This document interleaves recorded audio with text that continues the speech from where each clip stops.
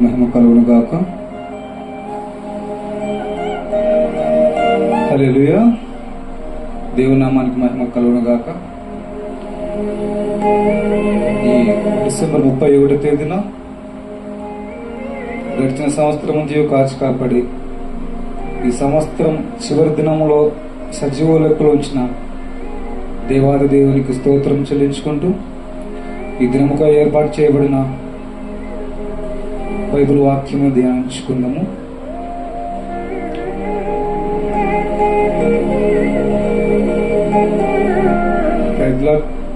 దేవునికి మహిమ కలుగును గాక. అందరికీ తెలుసు రేపటి దినాన నూతన సంవత్సరం వేడుకలు జరుపుకుంటారని. గమనించాలి, నూతన సంవత్సరం, నూతనము అంటే ఏంటి? ఈ నూతనము చెప్పాలి, మనం ఆలోచించుకుందాము. అసలు ఈ నూతనము అంటే ఏంటి? క్రొత్తదనము. దేంట్లో క్రొత్తదనము?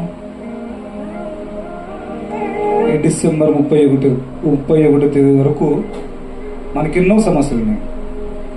ఈరోజు రాత్రి గడిస్తే రేపు ఉదయానికి ఏమన్నా మన సమస్యలు మారిపోయి కొత్తగా తయారవుతామా? లేదు కదా. పోనీ ఈరోజు వరకు మనకు 1 లక్ష రూపాయలు అప్పు ఉందనుకో, తెల్లవారితే అనగా ఉదయం అయితే మన 1 లక్ష రూపాయలు అప్పు ఏమన్నా మాఫ్ అయిపోతుందా? అంటే కట్టనక్కర్లేదని వాళ్ళు చెప్తారా? లేదు కదా.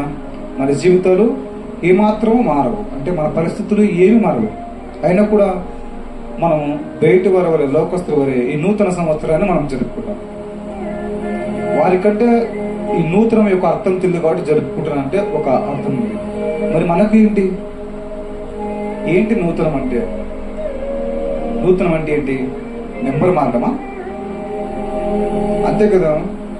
ఈ రోజు వరకు 2024వ సంవత్సరం, ఒక రోజు గడిచిపోతాం 2025 సంవత్సరం. నెంబర్ మారం తప్ప మన బ్రతుకులు ఏమైనా మారాయా? మనం ఆలోచించామా? ఏటా ప్రతి సంవత్సరం ఒక నూతన సంవత్సరం మన జీవితంలో వస్తుంది. దాన్ని మనం ఏ విధంగా జరుపుకుంటున్నాం? బయటి వారి వల్ల జరుపుకుంటున్నామా? లేదా నూతనం అంటే దానికి అర్థం తెలుసుకొని జరుపుకుంటున్నామా? ఈ 25 అనే నెంబర్ కూడా మనకేం కొత్త ఏం కాదు. మన అనుదిన పనులలో ఎన్నోసార్లు ఈ వాడుక భాష మనం మాట్లాడడం. 25 రూపాయలు కానీ, 2500 కానీ, 25,000 కానీ, 25 లక్షలు కానీ, ఇలాగా డేట్స్లో కానీ లేదంటే డబ్బులలో కానీ ఏదో ఒక విషయంలో ఆ నెంబర్ను మన నోట వస్తున్నట్టు. మరి నూతనం అంటే ఏంటి? అది కూడా మనం వినని నూతనం ఏమి కాదు. 25 ఎన్నోసార్లు మనం నోటి నుంచి వచ్చినది. మరి ఏంటి నూతనం అంటే? ఎందులో ఈ నూతనతనాన్ని మనం పొందుకుంటాం? అసలు నూతనం అనేది ఈ భూమి మీద ఏమనుందా? చూద్దాం ఒకసారి. వాక్యం ద్వారా గమనించుకుందాం, ధ్యానించుకుందాం. ప్రసంగి గ్రంథము 1వ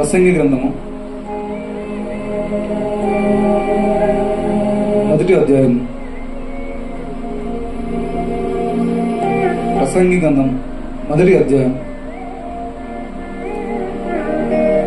9వ వచనం ఒకసారి చదువుకొని ధ్యానించుకుందాం. ప్రసంగి గ్రంథము 1వ అధ్యాయము 9వ వచనం ఒకసారి చదువుకున్నాము. మునుపు ఉండినదే ఇక ఉండబోన్నది, మునుపు జరిగినదే ఇక జరగబోన్నది, సూర్యుని కింద నూతనమైన దేదియు లేదు. ఇది నేను చెప్పిన మాటలు కాదు, ప్రసంగి గ్రంథంలో జ్ఞాని అయిన సొలొమోను గారు చెప్పిన మాట. సూర్యుని కింద నూతనమైనది ఏది లేదని దేవుని ద్వారా సెలవిచ్చిన మాట. అంటే నూతనమైనది ఏది లేదని సొలొమోను గారి ద్వారా దేవుడు బయలుపరిచినప్పుడు మరి ఈ నూతనమైన సంవత్సరాన్ని మనం ఏ విధంగా జరుపుకుంటున్నాం గమనించాలి. సూర్యుని కింద నూతనమైనది ఏది లేదన్నప్పుడు మనం ఎందుకు ఈ సంవత్సరాన్ని నూతనంగా జరుపుకుంటున్నాం? మరి ఎందుకు మనం నూతన సంవత్సరం కోరుకుంటున్నాం? ఎక్కడ మనము నూతనమును కోరుకోవాలి? మనం ఎక్కడ నూతనం కోరుకోవాలి తెలుసా? మన వస్త్రాలలో కాదు, మనం సంపాదించే డబ్బులలో కాదు, మనం తిరిగే ప్రదేశాలలో కాదు, మనం ఏదైతే నాకు ఇది సంతోషం అనుకుంటుందో ఆ పరిస్థితులలో కాదు. మరి ఎక్కడ మనం నూతన కోరుకోవాలి? చూద్దాం వాక్యం నుంచి ఒకసారి. ఎక్కడ నూతనం కోరుకోవాలి? కీర్తనలు కీర్తనలు కీర్తన గ్రంథం 51వ అధ్యాయం 10వ వచనం. బత్షెబతో రాజైన దావీదు పాపం చేసినప్పుడు ఆయన చేసిన ప్రార్థనలో, పశ్చాత్తాప ప్రార్థనలో ఇది ప్రాముఖ్యమైన ప్రార్థన. అలాంటి ప్రార్థనలోంచి ఒక మాట నన్ను బయలుపరిచారు. ఆ మాట ఏంటో చూద్దాం. కీర్తనలు 51వ అధ్యాయము 10వ వచనంలో, దేవా నా యందు శుద్ధ హృదయము కలగజేయము, నా అంతరంగములో స్థిరమైన మనస్సును నూతనముగా పుట్టించుము. ఇది మనం కోరుకోవాల్సిన నూతనం. ఏంటి మనం కోరుకోవాల్సిన నూతనం అంటే, నా అంతరంగములో స్థిరమైన మనస్సును నూతనముగా పుట్టించుమని దావీదు గారు చేసిన ప్రార్థనలోంచి మనం నేర్చుకోవాల్సింది. ఈ నూతన సంవత్సరం అని నూతనమే లేని ఈ జీవితంలో మనం కొత్తగా ఏదైనా కోరుకుంటున్నామంటే ఏమి కోరుకోవాలంటే, నా అంతరంగంలో ఉన్న మనస్సును నూతనపరచు దేవా, నూతనంగా పుట్టించు దేవా అని ఆ దేవుడిని ప్రార్థన చేసుకుంటూ మనం అడగాలి. నూతన హృదయం కోరుకుంటూ ప్రార్థన చేయాలి. ఈ నూతన సంవత్సరం బయటి వారికి ఏ విధంగా అది ఉపయోగపడుతుందో మనకు తెలియదు, కానీ మనం ఏ విధంగా దాన్ని మలుచుకోవాలంటే, ఈ నూతన సంవత్సరం గడిచిన సంవత్సరంతో కాదు కాబట్టి ఈ నూతన సంవత్సరానికి ప్రవేశింపజేసిన దేవా, ఈ నూతన సంవత్సరంలో నాకు నీ స్థిరమైన నూతన మనస్సును నా అంతరంగంలో పుట్టించు దేవా అని ప్రార్థన చేయాలి. చేస్తున్నామా? మన జీవితంలో ఇలాంటి ప్రార్థన చేస్తున్నామా? నూతన సంవత్సరం వచ్చిందంటే కేక్ కట్టింగ్లు, మంచి బట్టలు, వచ్చే బోనస్లు, వీటిని తప్ప మనం దేవుని గురించి పట్టించుకున్నామా? 3 సంవత్సరాల నుంచి అంజురపు చెట్టుకు కాయలు కాలినప్పుడు దీని వలన నేల వ్యర్థమవుతుంది అనే దాన్ని నరికివేడికి యజమాని వచ్చినప్పుడు తోటమాలి ఏ విధంగా అయితే బ్రతిమాలికి 1 సంవత్సరం సమయం ఆ చెట్టుకి ఇచ్చాడో, ఆ విధంగా మన అపరాధముల చేత మనము చావడానికి సిద్ధంగా ఉన్నప్పుడు, తండ్రిన దేవుడు మనల్ని చంపడానికి బయలుదేరినప్పుడు ఆయన యొద్ద బ్రతిమాలుకొని ప్రభువైన యేసుక్రీస్తు వారు బ్రతిమాలుకుంటే తప్ప మనకి నూతన సంవత్సరం రాలేదు. అలాంటి నూతన సంవత్సరం రోజు నువ్వు ఏమి నూతనంగా కోరుకుంటున్నావు? నా సహోదరుడా, నా సహోదరి, నువ్వు కోరుకోవాల్సింది నూతన హృదయమును స్థిరముగా నాకు దయచేదేవా, నా మనస్సును నూతనంగా మార్చుగా గుర్తించుకోవా అని ప్రార్థన చేయాలి. మరి మనం అలాగే చేస్తున్నామా? అలాగే చేస్తే ఏమవుతుందన్నా అన్నప్పుడు, నువ్వు అలాగే చేసినప్పుడు అప్పుడు ఆయన ఏం చేస్తాడో కూడా మన వాక్యం ద్వారా చెప్తాం. ఒకసారి కీర్తనల గ్రంథం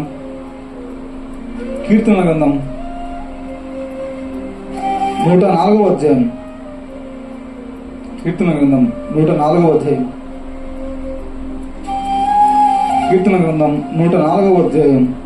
30వ వచనంలో మనం చూసినట్లయితే, నీవు ఊపిరి విడవగా అవి సృజింపబడును, అట్లు నీవు భూతలమును నూతన పరచుచున్నావు.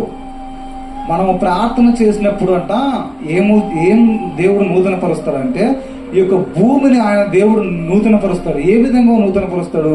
ఆయన ఊపిరి వల్ల ఈ భూమిని, ఈ భూతలమును నూతన పరుస్తాడు. భూమి నూతన పరచబడినప్పుడు నీకేమవుతుంది? విస్తారమైన పంటలు మనకు వస్తాయి. విస్తారమైన పంటలు మనకు వచ్చినప్పుడు మన దేశంలో కానీ, మన రాష్ట్రంలో కానీ, మన ఊర్లో కానీ ఎక్కడ కరువు కాటకాలు రాకుండా సమృద్ధిగా మనకు ఆహారం జరుగుతుంది. ఆహారం జరుగుటకు నువ్వు ఏం చేయాలంటే ప్రార్థన చేయాలి. భూతలమును ఆయన నూతన పరుస్తాడు. అలా నూతన పరిచినప్పుడు మనకి ఏం జరుగుతుందంటే, చక్కటి ఆహారాన్ని దేవుడు ఆ భూమి నుంచి మనకు విస్తారమైన పంటల ద్వారా మనకు నూతనమైన ఆహారాన్ని అందిస్తాడు. మనం ప్రార్థన చేసినప్పుడు ఏది నూతనంగా మారుతుంది ప్రభు అని మనం అడిగినప్పుడు, ఆయన కీర్తనల గ్రంథం 104వ అధ్యాయం 30వ వచనం చెప్తున్నాడు, మీరు ప్రార్థన చేయగా ఈ భూమిని నూతన పరుస్తానని చెప్తున్నాడు. అదేవిధంగా ఇంకా ఈ నూతన సంవత్సరంలో, ఈ నూతన సంవత్సరంలో మేము ఏం పొందుకుంటాం ప్రభు ఆ ప్రార్థన ద్వారా అంటే, యెషయా గ్రంథము 40వ అధ్యాయము 31వ వచనంలో ఆయన మాటను బయలుపరుస్తూ అని చెప్పారు, యెహోవా కొరకు ఎదురు చూచువారు అనగా మన ప్రార్థన చేస్తూ దేవుని వైపు ఎదురు చూచినప్పుడు మనం ఏం పొందుకుంటామంటే, ఇక్కడ వాక్యం సెలవిస్తుందన్నమాట, యెహోవా కొరకు ఎదురు చూచుచు ఎదురు చూచువారు నూతన బలము పొందుదురు. వారు పక్షిరాజు వలె రెక్కలు చాపి పైకి ఎగుదురు. అలేక పరిగెత్తురు, సొమ్మసిల్లక నడిచిపోదురు. నూతన సంవత్సరం అంటే ఈ రాబోతున్న 2025 సంవత్సరంలో నీ ప్రార్థన ద్వారా నేను ఏం పొందుకోగలం ప్రభువా అంటే ఆయన చెప్తున్నాడు, ఆ నూతన సంవత్సరం ఆయనకు ప్రార్థన చేయడం వల్ల, స్థిరమైన మనసును నువ్వు కోరుకోవడం వల్ల ఏం జరుగుతుందంటే ఆయన నూతన బలాన్ని నీకు ఇస్తారు, నువ్వు పొందుకుంటావు. ఆ బలం పొందుకొని పక్షిరాజు వల్లే ఆ 2025 సంవత్సరంలో ఎక్కడే కానీ అలసక సొమ్మసిల్లక నీ బలము బట్టి నీ కష్టార్థాలను సంపాదించుకుంటూ నడుచుకుంటూ ఆ సంవత్సర కాలం అంతా గడిచిపోతావని దేవుడి వాక్యం ద్వారా మీకు సెలవిస్తున్నాడు. ఇంకా నేను ప్రార్థన చేస్తే నా జీవితంలో నేను ఏం పొందుకోగలను ప్రభా? నూతన మనస్సును ధరింపజేసుకునే నేను ఆ ప్రార్థన ద్వారా నేను ఏం పొందుకోగలను ప్రభా అంటే ఒకసారి విలాప వాక్యములు 3వ అధ్యాయము 23వ వచనాన్ని ఒకసారి మనం చదివినట్లయితే, విలాప వాక్యములు 3వ అధ్యాయము 23వ వచనం మనం ఒకసారి చదివినట్లయితే, అనుదినము నూతనముగా ఆయనకు వాత్సల్యం పుట్టుచున్నది, నువ్వు ఎంతైనా నమ్మదగిన వాడవు. ఇక్కడ చూడండి ఏం జరుగుతుందంటే, మన అనుదినము మనం ప్రార్థన చేయడం వల్ల, నూతనముగా మన మనస్సును స్థిరపరచుకోవడం వల్ల, నూతనముగా మన మనసు పుట్టడం వల్ల ఏం జరుగుతుంది ప్రభా? నీకు ప్రార్థన చేయడం వల్ల అన్ని మనం అడిగినట్లయితే నూతనముగా ఆయనకు వాత్సల్యం పుట్టుస్తామంట. అంటే ప్రార్థన చేసి ఎవరైతే నూతన సంవత్సరం మాకు తండ్రి ప్రవేశింపజేసే భాగ్యాన్ని ఇచ్చావు దేవా అనే మనస్సును నూతనపరుచుకొని ప్రార్థన చేసే వారికి ఏం జరుగుతుందంటే ఆయన వాత్సల్యం అనగా ఆయన కృప, ఆయన కరుణ, క్షమించండి, వాత్సల్యం అనగా కరుణ, ఆయన కరుణ మన మీదకి పుట్టుతుందంట. గుర్తించండి, సాధారణంగా ఒక మనిషి జాలి పడితేనే మనకి ఎంతో ఆ మనిషి గుండా సహాయం జరుగుతుంది. అలాంటిది ఆ దేవుని కరుణే మన పైన ఉందంటే ఇక ఆయన మనకి ఏ విధంగా సహాయపడతారో ఒకసారి ఆలోచించండి. కాబట్టి ఈ నూతన సంవత్సరంలో మనసును నూతనంగా పుట్టించమని దేవునికి ప్రార్థన చేసినప్పుడు ఏం జరుగుతుందంటే ఆయన కరుణ కూడా మన మీద పుట్టుతున్నది. అదేవిధంగా ఇంకా నేను ఈ నూతన సంవత్సరంలో నూతన మనస్సు కొరకు ప్రార్థన చేయగా నాకు ఏం జరుగుతుంది ప్రభు అంటే యెహెజ్కేలు గ్రంథము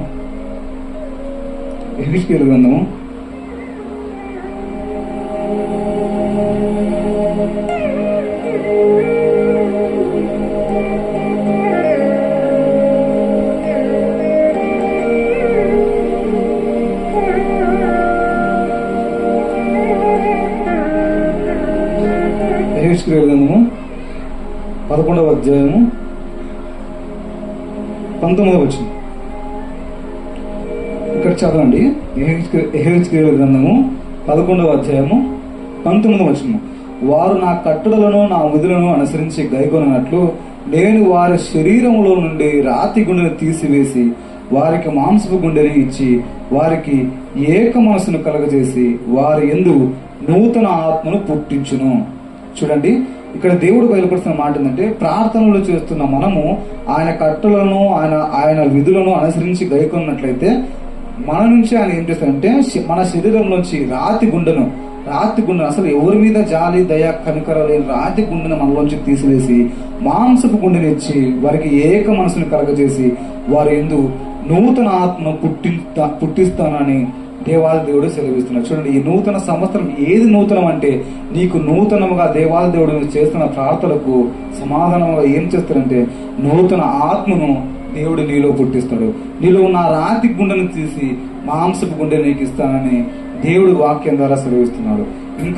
ఇంకా ఈ నూతన సంవత్సరంలో నేను నా మనసును నూతనపరుచుకొని ప్రార్థన చేస్తే ఇంకా దేవుని నీ ఎద్దు నుంచి నేను ఏం పొందుకుంటాను ప్రభు అని నువ్వు ప్రార్థన చేసి దేవుని అడిగినప్పుడు దేవుడు చెప్పే మాట ఇంకా ఏముందంటే అదే యెహెజ్కేలు గ్రంథము 36వ అధ్యాయము 26వ వచనాన్ని ఒకసారి చూసినట్లయితే యెహెజ్కేలు గ్రంథము 36వ అధ్యాయము 26వ వచనం ఒకసారి మనం చూసినట్లయితే చక్కటి మాట దేవుడు ఇక్కడ మనకు బయలుపరచవచ్చు. చూడండి, ఈ నూతన సంవత్సరంలో నూతన మనసును పొందుకొని ప్రార్థన చేసి నాకు మీరు ఏమిస్తారు ప్రభు అని మనం దేవుని అడిగినప్పుడు ఆయన చెప్తున్న మాట, నూతన హృదయం మీకు ఇచ్చదను, నూతన స్వభావం మీకు కలుగజేశాను, రాతి గుండె మీలోండి తీసివేసి మాంసపు గుండెని మీకు ఇచ్చదను. చూడండి, ఇక్కడ దేవుడు చెప్తున్న మాట ఏంటంటే మనసును మార్చుకొని నూతనంగా జన్మించి నీకు దేవుడు నూతన హృదయం ఇస్తాడంట, నూతన స్వభావం కూడా మీకు కలగజేస్తాను అని దేవుడు చెప్తున్నాడు.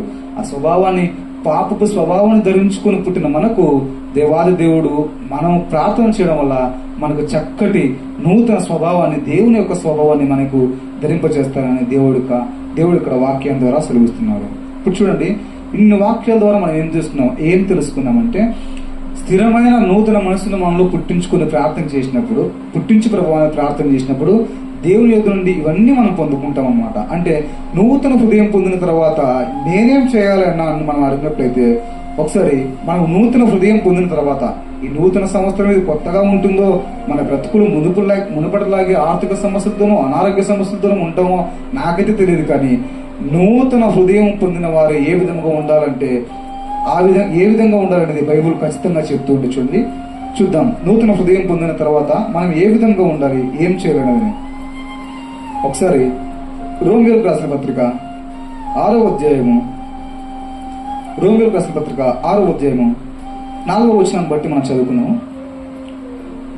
రోమీయులకు రాసిన పత్రిక 6వ అధ్యాయం 4వ వచనంలో, కాబట్టి తండ్రి మహిమ వలన క్రీస్తు మృతులలో నుండి ఎలాగూ లేపబడినో అలాగే మనమును నూతన జీవము పొందిన వారమై నడుచుకున్నట్లు మనం బాప్తిసం వలన మరణములో పాలు పొందుటకై ఆయనతో కూడా పాతి పెట్టబడుతుంది. మొట్టమొదటిగా నూతన హృదయం పొందుకున్న వ్యక్తి ఏం చేయాలంట? క్రీస్తు మృతుల్లో నుండి ఎలాగూ లేపబడినో అలాగే మనము కూడా నూతన జీవం పొందిన వారమై, అంటే కొత్త జీవం పొందుటకై నడుచుకున్నట్లు మొట్టమొదటిగా మనం చేయాల్సిన పని ఏంటంటే, బాప్తిసం వలన మనల్ని మనం చంపేసుకొని ఆయన యొక్క మృతులలో మనం కూడా పాలు పొందుటకై ఆయనతో కూడా పాతి పెట్టబడాలి. అలా చేసినప్పుడే ఈ యొక్క నూతన హృదయం యొక్క అర్థాన్ని నువ్వు పొందగలవు. ఇంకా నేను ఈ నూతన హృదయాన్ని పొందిన తర్వాత ఏం చేయాలి ప్రభు అంటే, అదే రోమీయులకు రాసిన పత్రిక 12వ అధ్యాయంలో ఆయన మరొక మాట చెప్పినట్టు చూడండి. రోమీయులకు రాసిన పత్రిక 12వ అధ్యాయము 2వ వచనంలో, రోమీయులకు రాసిన పత్రిక 12వ అధ్యాయము 2వ వచనం చెప్తున్నాడు, మీరు ఈ లోక మర్యాదను అనుసరింపక ఉత్తమమును అనుకూలమును సంపూర్ణమై ఉన్న దేవుని చిత్తం ఏదో పరీక్షించి తెలుసుకున్నట్లు మీ మనస్సు మారి నూతన మగుట వలన రూపాంతరం పొందుడి. చూడండి, ఏం చేయాలి ప్రభు నూతన హృదయాన్ని పొందిన తర్వాత ఏమంటే, మీ మనస్సును నూతనంగా మార్చుకోవాలి. ఏ విధంగా నూతనంగా మార్చుకోవాలంటే, ఈ లోక మర్యాదను అనుసరింపక ఉత్తమమైనది ఏదో, అనుకూలమైనది ఏదో, సంపూర్ణమైనది ఏదో, దేవుని చిత్తం ఏదో పరీక్షించుకోవాలి. నువ్వు చేస్తున్న ప్రతి ఒక్క పనిని నువ్వు పరీక్షించుకోవాలి. ఇది వరకు గతించిన సంవత్సరం వరకు నీకేమైనా దురలవాట్లు ఉన్నాయేమో, ఈ నూతన మనస్సు పొందుకున్న తర్వాత ఆ అలవాట్లు దేవుని చిత్తమా కాదా, ఇది దేవుని చిత్తానికి వ్యతిరేకంగా ఉన్నావా లేవా అని తెలుసుకొని ఉత్తమమైన దాన్ని నువ్వు ఎంచుకొని ఆ అనవసరమైన అలవాట్లుగా నీటిని దూరం పెట్టి నూతనముగా నువ్వు పుట్టాలి, నూతనముగా నువ్వు స్వభావం ధరించుకోవాలని దేవుడు చెప్తున్నాడు. ఇంకా నేను ఏం చేయాలి ప్రభు అంటే, కొలస్సీలకు రాసిన పత్రిక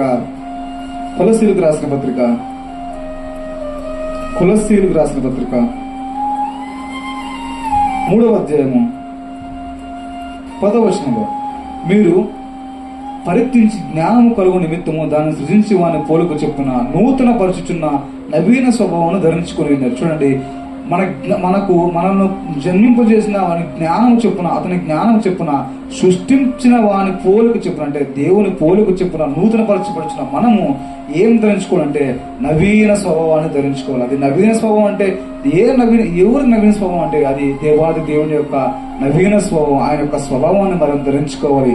ఎప్పుడు నూతన హృదయం పొందిన తర్వాత ఇలాగు చేస్తూ ఉన్నప్పుడు ఆ దేవాది దేవుడు నీ జీవితంలో ఒక కార్యం చేస్తాడు. ఏమిటి ఆ కార్యం అంటే, కొరింథీయులకు రాసిన రెండో పత్రిక 5వ అధ్యాయము 10వ వచనము. కొరింథీయులకు రాసిన రెండో పత్రిక 5వ అధ్యాయము 17వ వచనం. ఇలాగ నేను చేస్తూ ఉన్నప్పుడు దేవుడు మీ జీవితంలో కార్యం చేస్తాడు. ఏమిటి ఆ కార్యం అంటే, 17వ వచనం, కాగా ఎవడైనాను క్రీస్తు నందున్న యెడల వాడు నూతన సృష్టి, పాతలు గతించను, ఇదిగో క్రొత్తవయ్యను. అంతవరకు ఈ గడిచిన సంవత్సరంలో మీరు చేసిన ఆ పాపములు, ఆ అపరాధములు, ఆ అక్రమములు ఏవైతున్నాయో వాటన్నిటిని ఆ దేవాది దేవుడు జ్ఞాపకం చేసుకోకుండా వాటన్నిటినీ నీ జీవితం నుంచి తుడిసివేసి నిన్ను నూతన సృష్టిగా చేస్తాడు. ఇదిగో పాతవి గతించిపోయాను, ఇదిగో క్రొత్తవి అవి కొత్తవాయను, ఇదిగో కొత్తవాయను. నీ జీవితంలో చేసిన పాపాలన్నిటినీ దేవుడు ఆ దినమందు కొట్టివేసి నిన్ను నూతన సృష్టిగా చేస్తాడు. నిన్ను ఒక కొత్తగా నిన్ను చేస్తాడు. ఎట్టి కార్యం చేయడానికే మనకి నూతన సంవత్సరం ఉపయోగపడుతుంది. చూడండి, అలాగూ మనం జీవించాలి. ఎలాగ జీవించాలి? నూతన హృదయం కోసం, స్థిరమైన మనస్సు కోసం మనం ప్రార్థన చేయాలి. అలాగూ ప్రార్థన చేసినప్పుడు ఆయన భూమిని నూతన పరుస్తాడు, నూతన బలాన్ని ఇస్తాడు, నూతన కరుణ మన పైన పుట్టిస్తాడు, నూతన ఆత్మను ఇస్తాడు, నూతన హృదయం ఇస్తాడు. ఇదిగో నూతన హృదయం పొందిన తర్వాత నేను ఏం చేయాలి ప్రభు అన్నప్పుడు నూతన జీవముగా నడుచుకోవాలి, మనస్సును నూతనముగా మార్చుకోవాలి, నవీన స్వభావం ధరించుకోవాలి. ఇలాగూ చేస్తున్నప్పుడు ఆయన మన జీవితంలో చేస్తున్న కార్యం ఏంటంటే నూతన సృష్టి. మనల్ని నూతన సృష్టిగా చేస్తాడు, పాతవి గతింపజేస్తాడు, ఇదిగో క్రొత్తవి మన జీవితంలో చేస్తాడు. అలాగ మనం విశ్వాసంలో జీవిస్తూ ఉంటే ఒకరోజు చనిపోయాక మన జీవితంలో ఒకరోజు ఏం జరుగుతుందంటే, ఇలాగ విశ్వాసంలో ఉండి నేను కన్ను మూసిన తర్వాత నాకు వచ్చే ఈ లాభకరమైన వార్త ఏంటి అంటే నా జీవితంలో సంతోషం ఎప్పుడు ఉంటుంది. ఇలాగా నేను జీవించినప్పుడు నా జీవితానికి ఒక అర్థం ఎప్పుడు తెలుస్తుంది అంటే అది నువ్వు ఒకరోజు కన్ను మూసాక ప్రభువైన యేసుక్రీస్తు వారు ఒకవేళ మన మన మన సమయాన్ని బట్టి మన సమయం బాగుంటే మనం ఇంకా మరణించక ముందుకే ఆయన రెండవ అక్కడ వచ్చినట్లయితే ఆయన ఏం చేస్తాడంటే ఇదిగో ప్రకటన గ్రంథం ద్వారా ఆయన సెలవిస్తున్నాడు. 21వ అధ్యాయము 3వ వచనం నుంచి ఆయన కొన్ని మాటలు మనకు సెలవిస్తారు. ఆ విధంగా నూతన హృదయాన్ని పొందుకొని జీవిస్తున్న ప్రతి ఒక్క విశ్వాసికి దేవుడు చెప్పే మాట ఏంటంటే ఇదిగో ప్రకటన గ్రంథం 21వ అధ్యాయం 3వ వచనం నుంచి ఆయన మాట్లాడుతున్నాడు. ఇదిగో దేవుని నివాసం మనుషులతో కూడా ఉన్నది, ఆయన వారితో కాపురముండును, వారు ఆయన ప్రజలయ్యుందురు, దేవుడే వారి దేవుడై ఉండి వారికి తోడయ్యుండును. ఆయన దేవాదేవుడు, ఆయన వారి కన్నుల ప్రతి పాశ బిందువును తుడిచివేయును, మరణం ఇక ఉండదు, దుఃఖమైనను ఏడ్పైనను వేదనైనను ఇక ఉండదు, మొదటి సంగతులన్నిటి గతించిపోయాను. సింహాసనములో నుండి వచ్చిన గొప్ప స్వరము చెప్పుట వింటిని. అప్పుడు సింహాసీనుడైన వాడు ఇదిగో సమస్తము నూతనమైనవి చేయుచున్నానని చెప్పాను. ఈ మాటను బట్టి మనం జ్ఞాపకం చేసుకోవాల్సింది ఏంటంటే అంతవరకు గతించిపోయిన సంవత్సరాలన్నింటినీ పాపపు జీవితంలో జీవించిన మనల్ని ఈ నూతన హృదయం పుట్టించిన తర్వాత మనం పొందుకున్న తర్వాత మనం జీవించే జీవితాన్ని బట్టి దేవుడు మనల్ని కొత్త సృష్టిగా చేస్తాడు. ఆ కొత్త సృష్టిలో మనల్ని కొత్తగా నూతనంగా మార్చిన ఆ జీవితాన్ని చేత పట్టుకొని విశ్వాసంతో నడిచినప్పుడు ఏ జీవితంలో ఎంత కాలం అయితే నువ్వు దుఃఖంతో కన్నీరు కారుస్తున్నావో ఒకరోజు ఆ ఎదుట నువ్వు ఉన్నప్పుడు నీ ప్రతి బాష్ప బిందువును తుడిచి నీ జీవితాన్ని అంతవరకు కష్టాల పాటలో నడిచిన నీ జీవితానికి రెట్టింపుగా ఆయన నీ జీవితాన్ని అంతటిని కొత్తగా మార్చి ఆనందకరమైన మార్గంలో నడిపిస్తాడు. ఇట్టి కృప, ఇట్టి వాక్యము నీకు దక్కాలనే దేవుడు ఈ నూతన సంవత్సరం నీ జీవితంలోనికి తీసుకొని వచ్చాడు. ఇలాంటి భాగ్యం దేవుడు నీకు నాకు మనందరికీ దయచేయను గాక. ఆమేన్.